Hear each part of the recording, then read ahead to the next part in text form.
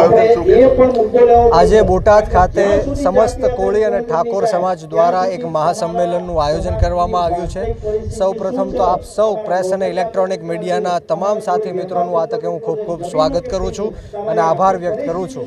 આજનું જે આ મહાસંમેલન છે એ પ્રવીણભાઈ મકવાણા ઉપર જે જીવલેણ હુમલો કરવામાં આવ્યો એમને ન્યાય અપાવવા માટે, સાથોસાથ જસદણ વિછ્યાથી લઈને બોટાદના જે કોળી સમાજના નિર્દોષ લોકો ઉપર જે 307ની ગંભીર કલમો લગાડવામાં આવી એ પાછી ખેંચાવવા માટે અને કોળી ઠાકોર વિકાસ નિગમમાં બજેટ વધારે ફાળવવા માટે આજનું આ સંમેલનનું આયોજન કરવામાં આવ્યું હતું। આ સંમેલનની અંદર રાજકીય અને સામાજિક આગેવાનોની ઉપસ્થિતિ છે।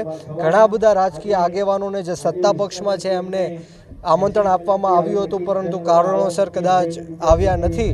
પરંતુ દુઃખ સાથે કહેવું પડે કે જ્યાં જ્યાં પણ કોળી સમાજ સાથે અન્યાય અને અત્યાચાર થાય છે ત્યારે સત્તા પક્ષના કોળી સમાજના જે નેતાઓ છે એ ક્યારેય હાજર રહ્યા નથી। ત્યારે આવનારા દિવસોમાં કોળી સમાજ સાથે મળીને પ્રવીણભાઈને ન્યાય અપાવવા માટે, કોળી ઠાકોર વિકાસ નિગમમાં બજેટ ફાળવવા માટે અને જે નિર્દોષ લોકો ઉપર ખોટા કેસો થયા છે પાછા ખેંચાવવા માટે અમે લડત લડીશું અને જે કંઈ પણ કરવું પડે એ કરીશું।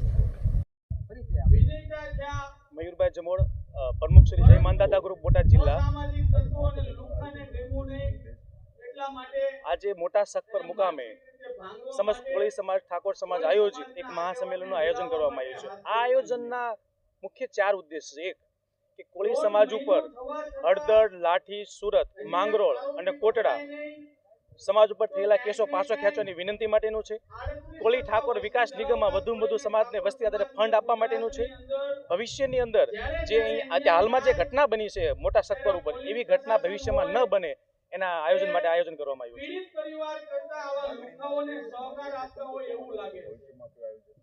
ભવિષ્યમાં જો જે માંગણી છે નહીં સંતોષવામાં આવે તો આવેદનપત્ર, ધરણા, આત્મવિલોપન સુધી અમે લોકો જવાના છે। પ્રવીણભાઈ કોહલી।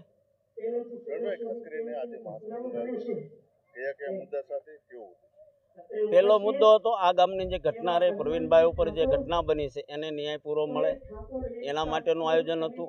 બીજો મુદ્દો એ હતો શિક્ષણ ભવન, જે ખાસ કરીને કોળી સમાજની જરૂરિયાત હોય ને તો શિક્ષણની છે, શિક્ષણથી બહુ દૂર છે, તો એને લઈને હવે સમાજની લડાઈ ચાલુ થઈ છે।